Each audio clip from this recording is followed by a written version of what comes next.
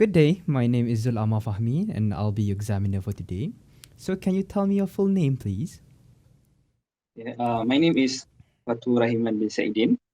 Mm-hmm. What shall I call you? You can call me Fat for familiar, for Fad. familiar. Okay, that's a nice name, Fad. And can you tell me where you're from? Where I'm from. I was born in Hospital Besar Kuala Lumpur, Mm-hmm. but I was raised in Kuala Nerang, Kedah throughout my year. But Mm-hmm. I actually, because of my father's work, Mm-hmm. we quite move a lot. Okay, Mm-hmm. I also raised in Bukit Mentajam, Pulau Pinang, Mm-hmm. and also in Gombak, Selangor. So yeah, but if people ask me where I'm from, I'm gonna say I'm from Kuala Nerang, Kedah. Culinary Kedah. Okay. So, in this first part, I like to ask you some information about yourself. So, I want to talk about routine. So, let's talk about routine. So, when do you usually wake up in the mornings?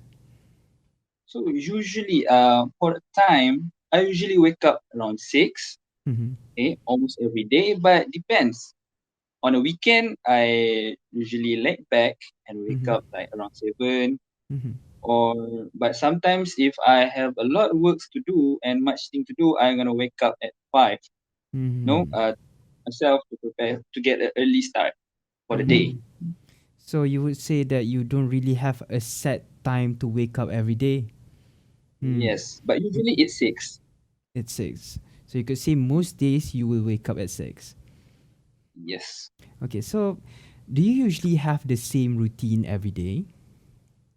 Yes. Almost every day when I wake up, first thing I'm gonna do, I'm gonna wash my face, go Mm-hmm. to toilet, take Mm-hmm. wudu, Mm-hmm. make my bed, Mm-hmm. and of course, as a Muslim, I need to have my subuh prayer. Mm-hmm. Right? After that, I'm gonna make myself a breakfast, Mm-hmm. and the most important for me to start the day is a cup of coffee. Mm-hmm. And then I open my daily planner Mm-hmm. and put all the activity that I need to be done that day, and also have a little appreciation written down in the daily planner also. Mm-hmm. Interesting. So you do this every day. Mm-hmm. So if you had a chance, then what would you like to change in your daily routine? If I had a chance, what would I would change? To be honest, there's not much change that I want. But if I had a chance, like I want to wake up a little bit more earlier and a little bit more energized to put a slot for exercising. I Thought want to for keep my body exercising. fit. Mm-hmm. Yeah, maybe 30 minutes to 1 hour of small jog around the park or somewhere. It would be nice. It would be nice. But living as a student, a veterinary medicine student, Mm-hmm. it's hard to put that time only in the morning. We can have that time in the evening, Mm-hmm. but if we exercise early in the morning, it will be more energetic and more freshening for throughout the day. Mm-hmm. Yeah, Okay. if I Mm-hmm. So we're going to move on to part two. Now I'm going to give you a topic and I'd like you to talk about it for 1 to 2 minutes. So before you talk, you'll have 1 minute to think about what you're going to say. And you can make some notes if you wish. Do you understand? yes, Okay, so here's the paper and pencil for making notes, and here's your topic. Please do not write anything on the candidate task card. Okay. sure. So here is the task card. So your 1 minute starts now.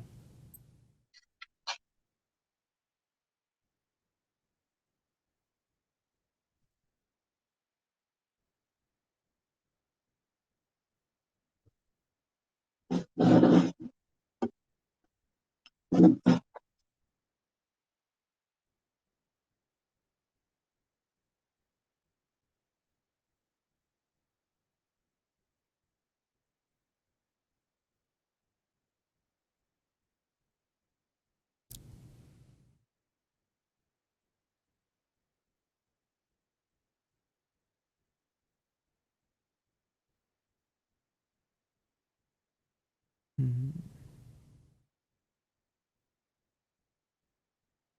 You have 10 seconds left.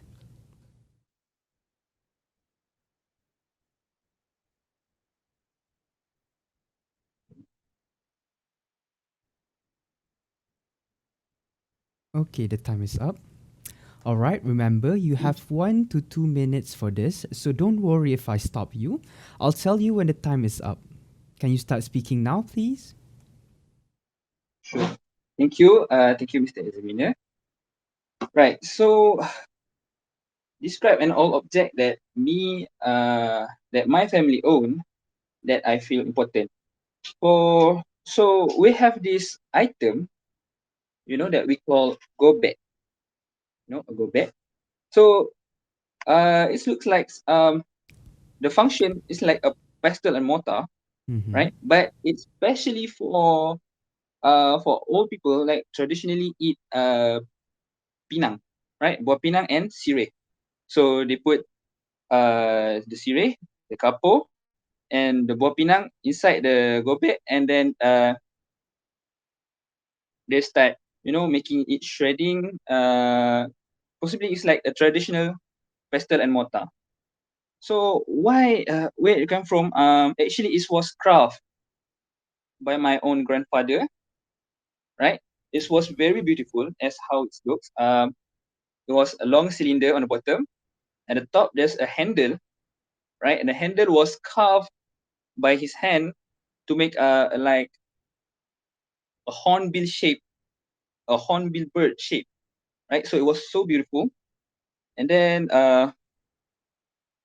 so what is was used for? Basically, my grandfather almost every day he eats his pinang, sirih pinang, with that almost every day.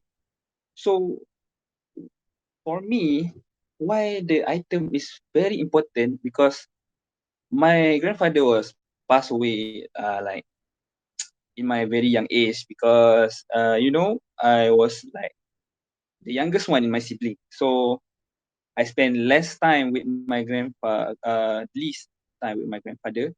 So I keep that go back as a memento for his. And yes, I want to keep him forever in my memories. So whenever I see that on the frame on my cardboard, so I will always remember him. Mm, So okay. emotionally, that item is very important for me. Okay.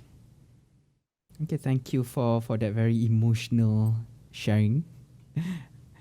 Okay, so let's move on to part 3. So basically we've been talking about old objects and you've about your Gojek.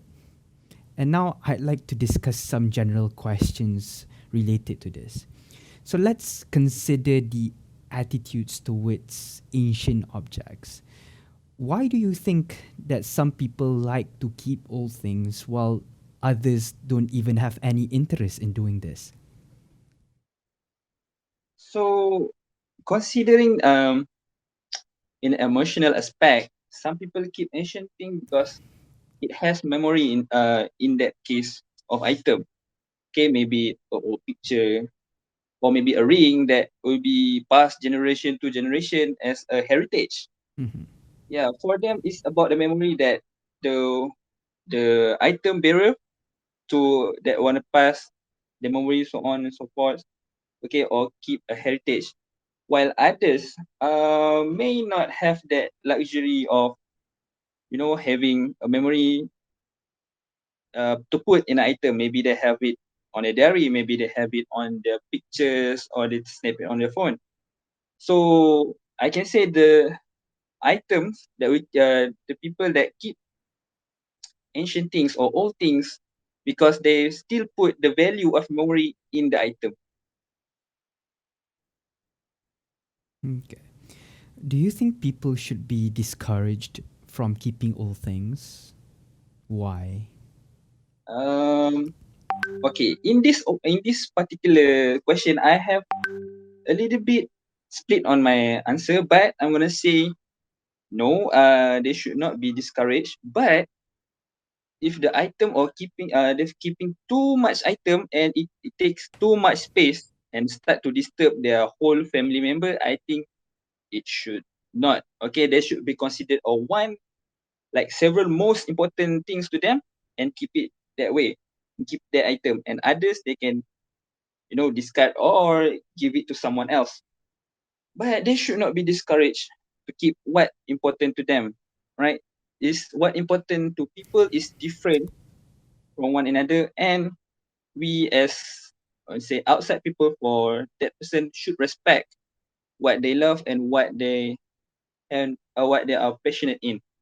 So they should not be discouraged, but they should be encouraged and supported, because in that value, in that item has their emotional and support value.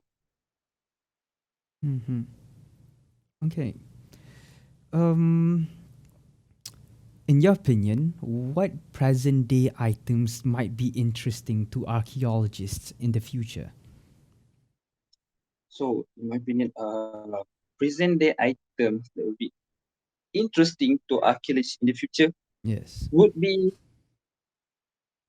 I think would be computers, Mm-hmm. you know, because I see like computers are getting smaller and smaller, PC are getting smaller and smaller. I used to remember like an old documentary about how computer are started. I mean, like it was so huge, it takes the whole room, right? But now it still takes a table or like a whole PC, a monitor, a keyboard. Maybe far in the future they will just maybe like a chip, and then the whole thing is displayed in a nanotech also. I don't remember, but I don't know how the future would look like. But if we keep like a PC, a normal PC, or normal computer nowadays, uh, the people in the future will be like, you know, in awe or amazed, like, wow, how we came to this far from this uh, technology. Mm-hmm. And yes, for me, present day would be like a simple technology like computer. It was used everywhere, and we will be interested for the future. Mm-hmm. Okay. Thank you very much. That is the end of the speaking test simulation. Thank you. Fight. You're welcome, sir.